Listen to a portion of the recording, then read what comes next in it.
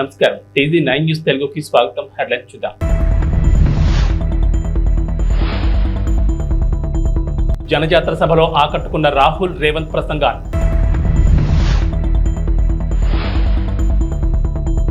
జోరు వానలో హోరెత్తిన ఫ్యాన్ హుషారు.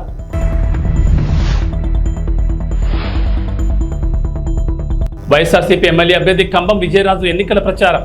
మహానేత స్వర్గీయ ఇందిరాగాంధీ ప్రాతినిధ్యం వహించిన మెదక్ పార్లమెంట్ నియోజకవర్గం నుంచి పోటీ చేస్తున్న నేల మధుముదిరాజ్కు కాంగ్రెస్ అధినేత రాహుల్ మద్దతు పలికారు.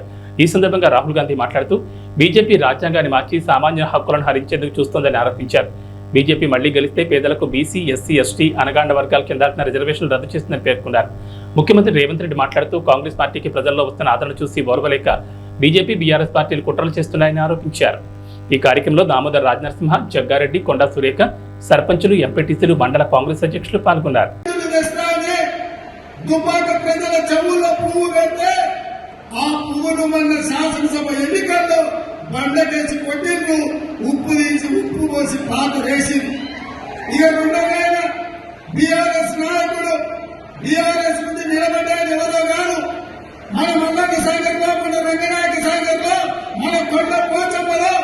వేలాది ఎకరాల భూములను, వేలాది మంది రైతులను ముంచి వాళ్ళ సొంత భూములు. मनरेगा పథకంలో భాగంగా ఈ రోజు కార్మికులకు 250 రూపాయలు దొరుకుతూ ఉన్నాయి. सरकार आने के बाद उनको 400 रुपए मनरेगा के लिए मिलेंगे. అది వచ్చి ప్రభుత్వం వచ్చిన తర్వాత मनरेगाలో భాగంగా 400 రూపాయలు కార్మికులకు ఇవ్వడం జరుగుతుంది. और जो आशा और आंगनवाड़ी में महिलाएं काम करती हैं, उनकी आमदनी हम दुगनी करने जा रहे हैं. ఎవరైతే ఆశాలో ఉన్నారో, అంగన్వాడీలో పనిచేస్తున్నటువంటి మహిళలు ఉన్నారో వాళ్ళకు వచ్చేటటువంటి సంపాదన ఏదైతే ఉందో దాన్ని మేము రెట్టింపు చేస్తాము. గట్టిగా చప్పట్లు కొట్టండి. भाइयों बहनों, मैं आपको साफ बताना चाहता हूँ. స్నేహితులారా, సోదర సోదరీమణులారా, నేను మీకు స్పష్టంగా చెప్పాలనుకుంటున్నాను.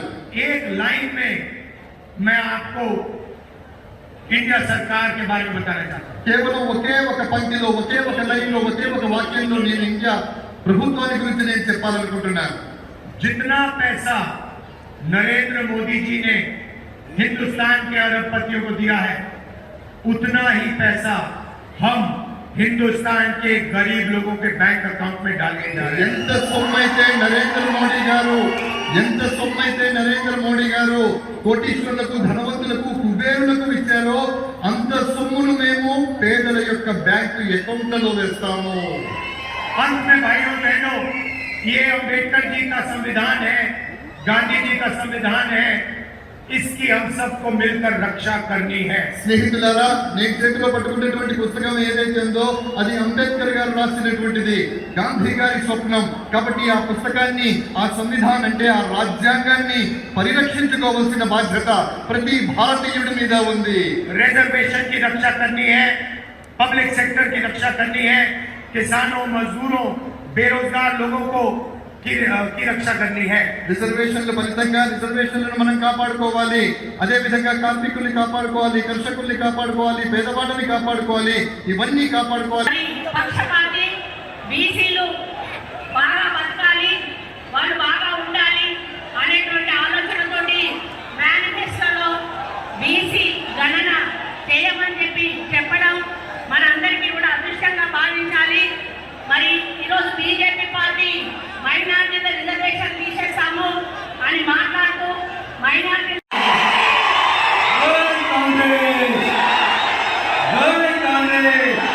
సోనియా గాంధీ గారి నాయకత్వం, రాహుల్ గాంధీ గారి నాయకత్వం, మన రేవంత్ అన్న నాయకత్వం. చాలా సంతోషం అన్న. ఈరోజు ఈ జనజాతర కార్యక్రమానికి ముఖ్య అతిథిగా వచ్చిన మన ప్రియతమ నాయకులు తుమ్మలపాలెంలో మత్స్యకారుల అభివృద్ధి కృషి చేస్తానని సర్నాల తిరుపతిరావు అన్నారు. ఈ సందర్భంగా మాట్లాడుతూ విజయవాడ ఎంపీగా కేసీఆర్ నానిని, ఎమ్మెల్యేగా తనను అఖండం జాతితో గెలిపించాలని కోరారు. తుమ్మలపాలెంలో 20 కుటుంబాల మత్స్యకారులు వైఎస్ఆర్సీపీ పార్టీలోకి పార్టీ కండువా కప్పి సాదరంగా ఆహ్వానించారు.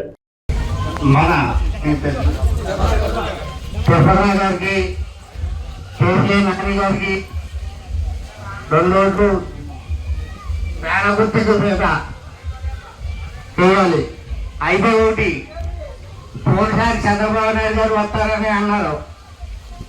అయితే చంద్రబాబు నాయుడు వస్తే కలకత్తా నుంచి పుణ్యవాడి గారి నుంచి బాబు దాకా వీళ్ళు తీసేపడంలో అది అప్పుడే జరిగింది. ఇప్పుడు కూడా చంద్రబాబు నాయుడు గారిని ఓటు వేస్తే ఇది ఇప్పుడు మన ముందు కేసు కూడా పార్టీ చేస్తారు, కంపల్సరీగా అవుతారు. పార్టీ చేస్తారు. చంద్రబాబు నాయుడు గారు సీఎంగా అవుతే ఒక గుడి తప్ప చర్చలు తప్ప మన ఆంధ్రప్రదేశ్ కూడా పార్టీ చేయగలుగుతారు. మన ఎక్కడో ఇతర వ్యాఖ్యలు కూడా కానీ దేవి కానీ అవకాశం ఉండదు. దయచేసి 2 ఓట్లు కూడా పాల్గొట్టుకు వెళ్ళాలని కోరుతున్నాం. అలాగే జగన్ వల్ల లబ్ధి పొందడంటే ఎవరు లేరు.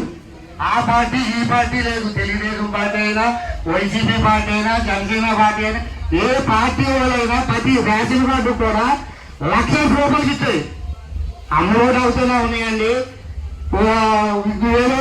మొత్తం మీద మీరు లెక్క చూసుకుంటే 1,50,000 తుమ్మలపాలెం వైఎస్ఆర్ కాంగ్రెస్ పార్టీ నాయకులకు, కార్యకర్తలకు, సానుభూతి పరులకు, ఈ గ్రామ ప్రజానీకానికి అందరికీ కూడా పేరు పేరు నా నమస్కారాలండి. రేపు 13వ తారీఖు జరుగుతున్న ఎలక్షన్లో ఇక్కడ ఈ నియోజకవర్గానికి నేను ఎమ్మెల్యేగా, కేసీఆర్ నాని గారు ఎంపీగా పోటీ చేస్తూ ఉన్నాం. మీ ఆశీస్సులు, మీ ఆదరణ అందరూ కూడా ఇవ్వాలని మేమంతా కూడా కోరుకుంటూ ఉన్నాం. కొంతమంది చెప్తా ఉన్నారు, ఈ 5 సంవత్సరాలు బట్టి మేము అది చేసాం, ఇది చేసాం అని చెప్తూ ఉన్నాడు. ఇవాళ జగన్మోహన్ రెడ్డి గారు ఇచ్చిన ప్రతి ఒక్క పథకాన్ని కూడా ప్రతి ఒక్కళ్ళకి కూడా ఇంటికి తీసుకెళ్ళి ఈరోజు వైఎస్ఆర్ కాంగ్రెస్ పార్టీ ఇవ్వడం జరిగింది. అవి ఏం జరగలేదు, అవి ఏం ఇవ్వలేదు అని చెప్తూ ఉన్నాడు. ఇక్కడ చాలామంది పెద్దలు ఉన్నారు, మీ అందరికీ తెలిసినవి. ప్రతి ఒక్క ఇంటికి కూడా ఏ పార్టీలకి సంబంధం లేకోకుండా అందరికి కూడా ప్రతి ఒక్క సంక్షేమ పథకం ఇంటికి వెళ్ళింది. అభివృద్ధి అనేది ఎక్కడ ఏది కావాలో జరుగుతూ ఉన్నది. అవి కూడా ఇన్ని అబద్ధాలు ఆడుతూ ఉన్నాడు. ఇట్లాంటి అబద్ధాలకు పోలవరం నియోజకవర్గం టీ నరసాపురం మండలం బొర్రంపాలెం గ్రామంలో జడ్పీటీ సభ్యులు సామంతపూడి సూరిబాబు ఆధ్వర్యంలో బీసీ ఆత్మీయ సమావేశం నిర్వహించారు. ఈ కార్యక్రమానికి ముఖ్య అతిథిగా పోలవరం శాసనసభ్యులు తెల్లం బాలరాజు, కారుమూరి సునీల్ కుమార్ పాల్గొన్నారు.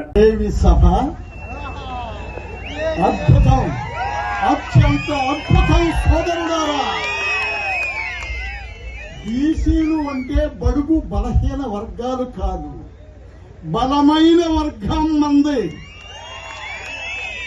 ఎస్సీలు, ఎస్టీలు, బీసీలు, మైనారిటీలు కలిసికట్టుగా ఉంటే రాజ్యాధికారం మనదే.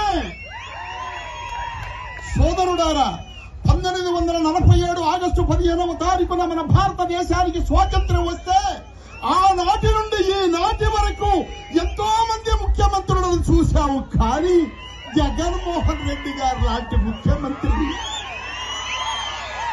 ఎన్నడైనా ఎప్పుడైనా చూడగలిగామా? సోదరుడారా, ఆడపడుచులారా, అన్నదమ్ములారా, కార్మిక కర్షక సోదరులారా, కష్టజీవులారా, మనకు నేను చాలా బీసీలలో అగ్రగణ్యుడు, గౌడవ వాసి ఉన్నాడు ఇక్కడ సోదరుడు అశోక్ గౌడ్ గారిని నేను చాలా బలవంతం చేశా. తమ్ముడు, నీవు మళ్ళీ వైఎస్ఆర్సీపీలోకి రావాలి అని. ఆయన వచ్చి రాష్ట్రంలోనే గౌడ వర్గాన్ని అందరినీ ధర్మచక్రంలాగా, అశోక చక్రంలాగా అడ్డవేసినటువంటి మహానుభావుడు అశోకుడు. తమ్ముడు, ఈ వేళ మన బీసీలలో అగ్రగణ్యులైనటువంటి కారుమూరి నాగేశ్వరరావు గారు, మినిస్టర్ గారు అబ్బాయి సునీల్ కుమార్ యాదవ్ గారు,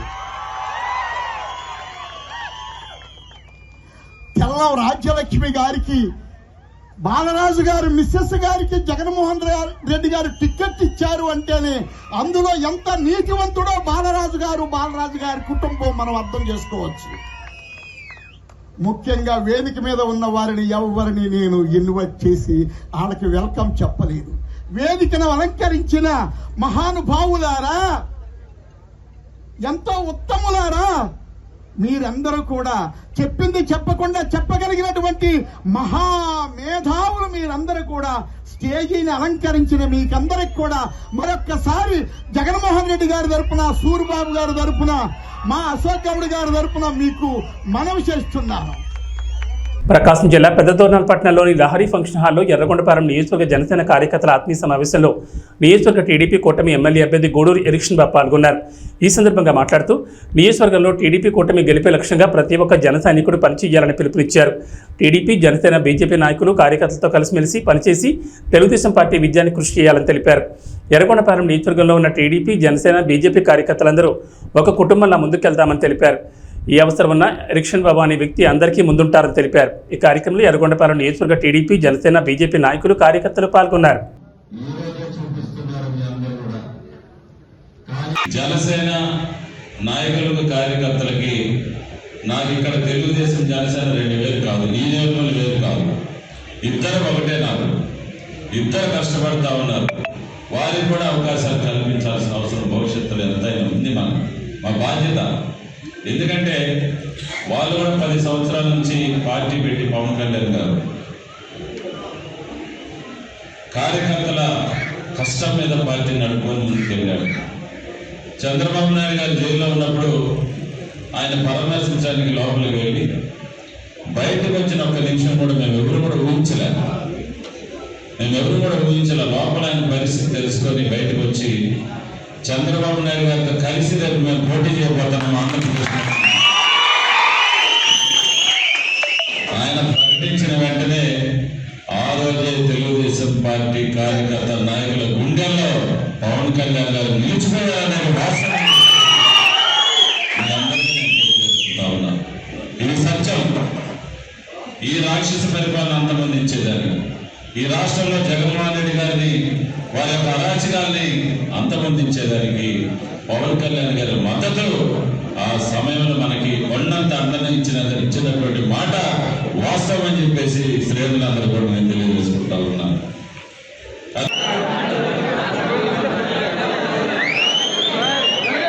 ఎన్టీఆర్ జిల్లా జగ్గేపేటలోని ప్రజల జీవితాల్లో వెలుగులు నింపడమే లక్ష్యంగా తెలుగుదేశం, జనసేన, బీజేపీ ప్రజాకూటమి అద్భుతమైన మేనిఫెస్టోను రూపొందించిందని వంగవీటి రాధాకృష్ణ అన్నారు.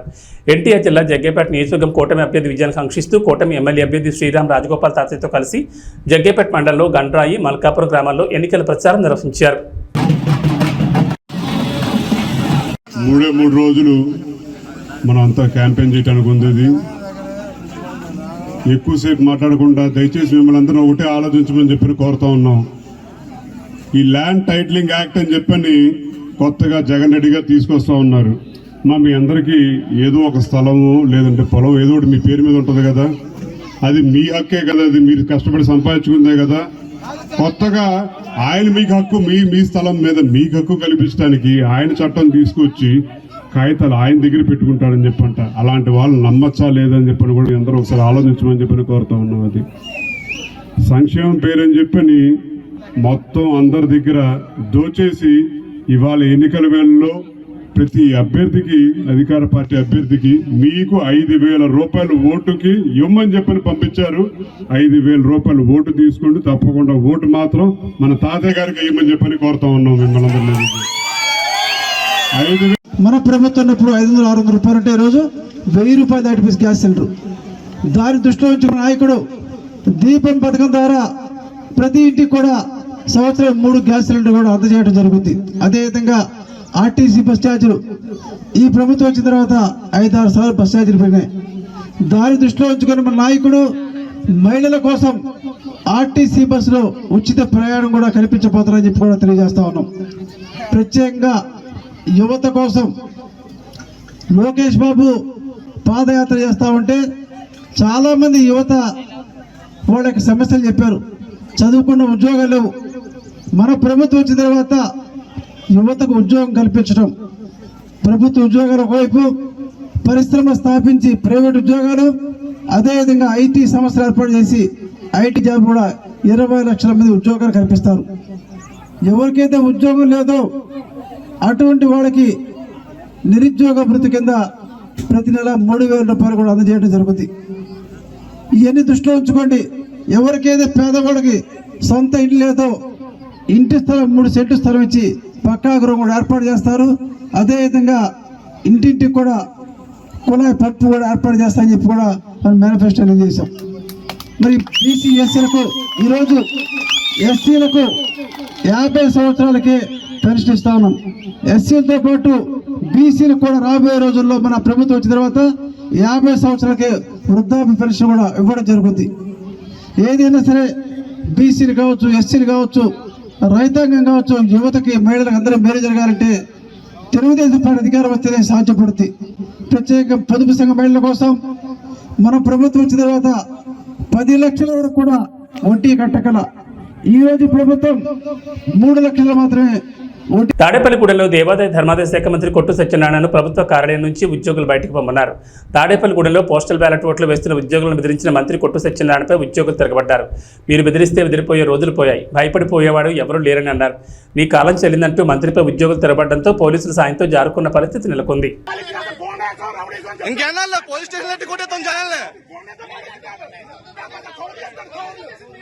గేట్ బయట రావాలా, గేట్ బయట ఏదైనా గేట్ బయట ఫోటో తీసుకో, గేట్ రాబడి ఉంటాం కాదు, గేట్ బయట, గేట్ బయట బాబు అటు కూడా తీయమ్మా, అటు తీసేసి ఒకరితో కాదు అందరినీ आप लोग देखो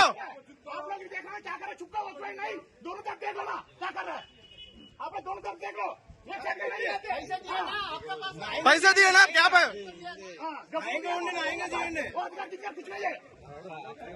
इलेक्शन ड्यूटी है, हमको भी हिंदी मालूम है।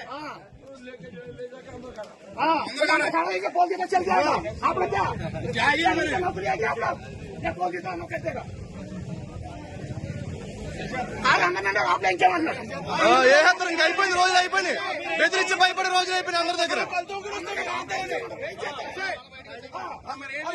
క్యాండిడేట్ తిరగచ్చారు ఆపలా, క్యాండిడేట్ రాబుల పని ఏంటి?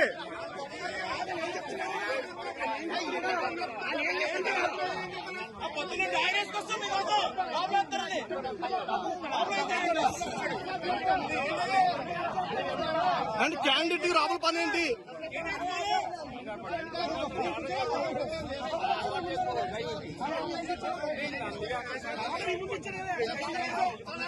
శ్రీరామ్ రాజగోపాల్ విజయాన్ని కాంక్షిస్తూ వారి కుటుంబీకులు, కౌన్సిలర్ రామలక్ష్మి, మాజీ కౌన్సిలర్ కొరకోటి సైదుల ఆధ్వర్యంలో ఆలయ ప్రధాన అర్చకులు శ్రీరంగం శ్రీనివాచార్యుల బృందం ఆధ్వర్యంలో విశేష పూజలు జరిపి హోమం నిర్వహించారు. వారి విజయం తథ్యమవ్వాలని భగవంతుని సేవలో కార్యకర్తలు, అభిమానులు పాల్గొన్నారు.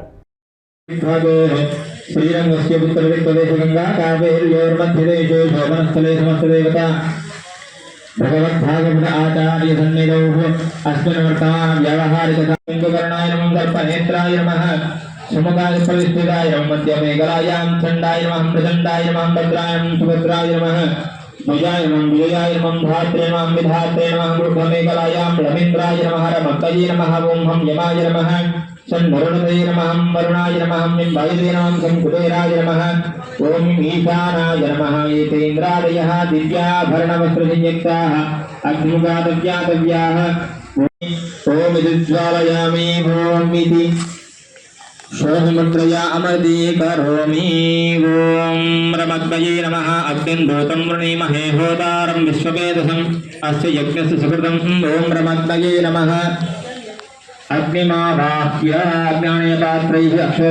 ఎన్టీఆర్ జిల్లా తిరువూరు గంపలగూడెంలో వైసీపీ ఎంపీ, ఎమ్మెల్యే అభ్యర్థులు ఎన్నికల ప్రచారం నిర్వహించారు. ఈ సందర్భంగా జగన్ను గెలిపి మాజెండా అని ప్రజలు నినాదాలు చేస్తున్నారు. ఎంపీ కేశినేని నాని, ఎమ్మెల్యే అభ్యర్థులు నల్లగట్ల స్వామిదాసులకు అపూర్వ స్వాగతం పలికారు. ప్రచారంలో మహిళలు, కార్యకర్తలు వేలాదిగా కథం తొక్కారు.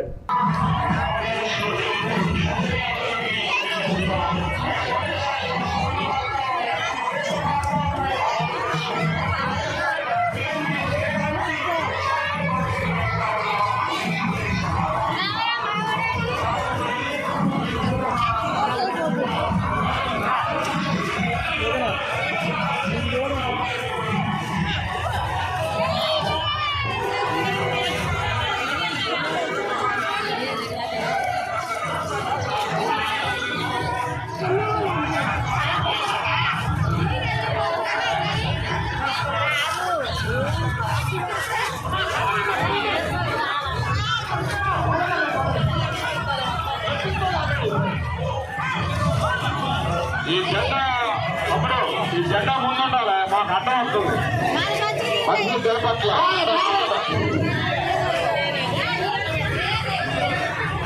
నాయకులందరూ కూడా మహిళా తల్లులందరినీ కూడా ముందు నడిపించాలి.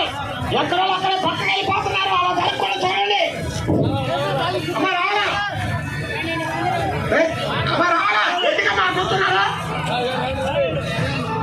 ఇచ్చాపురం నియోజకవర్గ ఉమ్మడి అభ్యర్థి బెందాలం అశోక్ కొర్లం పరిసర ప్రాంతాల్లో ప్రచారాన్ని కొనసాగించారు. ఎక్కడికి వెళ్లినా ప్రజలు జేజేలు పలుకుతూ స్వాగతం పలికారు.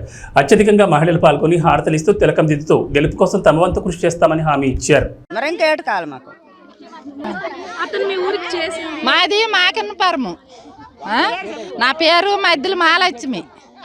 మాకు అశోక్ బాబే కావాలి. మాకు అశోక్ బాబుకే గెలిపిస్తాం. చంద్రబాబు నాయుడు గెలల్లా, అశోక్ బాబు గెలల్లా, రామ్మోహన్ నాయుడు గెలల్లా. మంచిగా చేసినారు. రోడ్లు, కరెంట్లు అన్నీ చేసినారు. బిల్డింగ్ చేసినారు. అన్నీ బాగుపడతాయి. నీళ్ళు తాగలేకపోతున్నామని ఒక మహిళ ప్రశ్నించింది. మహిళ ప్రశ్నించిన వెంటనే సాయంత్రం అక్కడ ఉన్నటువంటి వైసీపీ గూండాలు వెళ్ళి ఆవిడ ట్రాక్టర్తో గుద్ది చంపేశారు. ఈరోజు దాని మీద కేసు లేదు. ఒక చిన్న కుర్రోడు వాళ్ళ అక్కని ఎందుకు ఏడిపిస్తున్నారని అడిగితే 10వ తరగతి కుర్రోడిని పెట్రోల్ పోసి తగలబెట్టేశారు. కేసు లేదు. ఇక్కడ మన నియోజకవర్గంలో ఒక వాలంటీరు ఒక వ్యక్తికి తల మీద నరికితే 18 కుట్లు పడితే కేసు లేదు. ఈ రకంగా కొంతమందిని పోలీస్ డిపార్ట్మెంట్ ని వాళ్ళు గుప్పెట్లో పెట్టుకుని ప్రజల్ని భయభ్రాంతులకు గురి చేయడం. ఇక పనికిమాలిన వ్యవస్థ మీకు తెలుసు, వాలంటీర్ వ్యవస్థ. అది ఎంత పనికిమాలిన వ్యవస్థ అంటే వాడికేమో జీతం అట మన డబ్బుల్లోంచి ఇవ్వాలట. మన డబ్బులని ఎందుకన్నానంటే మనం కొన్న పప్పు ఉప్పు మీదకి వచ్చినటువంటి ట్యాక్స్ నే 5,000 రూపాయలు హానరోరియంగా ఈరోజు వాలంటీర్లకు ఇస్తున్నారు. మన డబ్బు ఆడికి ఇస్తే ఆడొచ్చి మన భుజాన కూర్చుంటున్నాడు. మీరు తెలుగుదేశం వాళ్ళు మీటింగ్కి వెళ్తే మీకు పెన్షన్ కట్ చేస్తాం, మీకు తెలుగుదేశం వాళ్ళు మీటింగ్లకు వెళ్తే మీకు రేషన్ కార్డు కట్ చేస్తాం, లేకపోతే అమ్మఒడి ఇవ్వం అని బెదిరిస్తున్నాడు. ఈరోజు వచ్చి మన మీద పెత్తనం చెలాయించే ప్రయత్నం. ఈ మధ్యన ఇంకో కొత్త డ్రామా. పాపం పెన్షన్ తీసుకుంటున్నటువంటి పెద్దవాళ్ళు ఇక్కడ చాలా మంది ఉన్నారు. ఎలాంటి డ్రామాలు ఆడుతున్నారంటే, అమ్మ నాకు తెలియక అడుగుతాను, 5,000 రూపాయలు నీకు ప్రభుత్వం ఇస్తుంది కదా, ప్రభుత్వం ఇస్తుంది. ప్రభుత్వం ఇస్తే నువ్వు ఎవరికి పనిచేయాలి? ప్రభుత్వంకా పార్టీకా? ప్రభుత్వానికి పనిచేయాలి. మరి ఈరోజు నువ్వెందుకు రాజీనామా చేసావు? ఎందుకంటే ఎలక్షన్ కమిషన్ నీకు క్లియర్గా గైడ్ లైన్స్ ఇచ్చింది. ఎట్టి పరిస్థితుల్లో ఎలక్షన్కి సంబంధించినటువంటి ఏ ఒక్క కార్యక్రమంలోనైనా వాలంటీర్ కానీ ఉంటే అక్కడ వాడిని వెంటనే వాడికి క్రిమినల్ కేసులు కట్టి వాడిని ఎట్టి పరిస్థితుల్లో కూడా ఉద్యోగం రాకుండా చేస్తామని చెప్పింది. చెప్పగానే జగన్మోహన్ రెడ్డి ఉలికి పడ్డాడు. వెంటనే ఏం చేశాడు? వాలంటీర్లతో రాజీనామా చేయించి ఈరోజు ఇంటికి ఇస్తున్నటువంటి పెన్షన్లు మీరు వెళ్ళి బ్యాంకుల దగ్గర క్యూలు కట్టాల్సినటువంటి పరిస్థితి కల్పించాడు. ఈ ప్రాసెస్ లో కొంతమంది ముసలి వాళ్ళు చనిపోయారు. మరి ఈ చనిపోయినటువంటి వారికి బాధ్యులు ఎవరండి? ఏమంటే ఈ చనిపోవడం కూడా చంద్రబాబు నాయుడు గారు తప్పని చంద్రబాబు నాయుడు మీద తోసే ప్రయత్నం చేస్తున్నాడు. అంటే తండ్రి శవం పక్కన సంతకాలు తీసుకున్నటువంటి ఈ దగుల్బాజీ వెధవకి ఆఖరికి శవాలతో రాజకీయం చేయడం అలవాటు అయిపోయింది. 2019లో అలపేస్తున్నాడు, అది చంద్రబాబు నాయుడు గారు తప్పు అంటున్నాడు. సో ఈ రకంగా ప్రజల్ని ఇంకా మభ్యపెట్టే ప్రయత్నం చేస్తున్నాడు. మరి మీ అందరికీ తెలుసు, చంద్రబాబు నాయుడు గారిని అరెస్ట్ చేశారు. దాదాపు 60 రోజులు జైల్లో ఉంచారు. 16 నెలలు నేను జైల్లో ఉన్నాను కాబట్టి చంద్రబాబు నాయుడిని ఒక్క నిమిషమైనా జైల్లో ఉంచలేకపోతానా అని ఒక శాడిస్ట్ ఆనందం. ఈ శాడిస్ట్ ఆనందం తీర్చుకోవడానికి చంద్రబాబు నాయుడు గారిని జైల్లో పెట్టారు. అయితే అది మంచిదైంది. ఎందుకు మంచిదైందంటే 2 రకాలుగా మంచిదైంది. ఒకటి, చంద్రబాబు నాయుడు గారు దాదాపు తప్పు చేయలేదు. చంద్రబాబు నాయుడు గారు నాకు తెలిసి రోజుకు 3-4 గంటలు పడుకుంటానేమో, 24 గంటలు పనే చేస్తుంటాడు. ఆ 60 రోజులు జైల్లో ఉండడం వల్ల పెద్ద ఆయన కొంచెం విశ్రాంతి దొరికింది. మొదటి మంచిది. రెండో మంచితనం ఏంటంటే, సహజంగా ఎవడైనా అరెస్ట్ అయితే, ఇప్పుడు మన ఊర్లోనే ఎవడైనా అరెస్ట్ అయ్యాడు అనుకోండి, మనం ఆయన ఒక దొంగలాగా చూస్తాం, మాట్లాడడానికి ఇష్టపడం. మాట్లాడితే నా పక్కనోడు ఎవడైనా నా గురించి తప్పుగా అనుకుంటాడేమో అని దూరంగా ఉంచుతాం.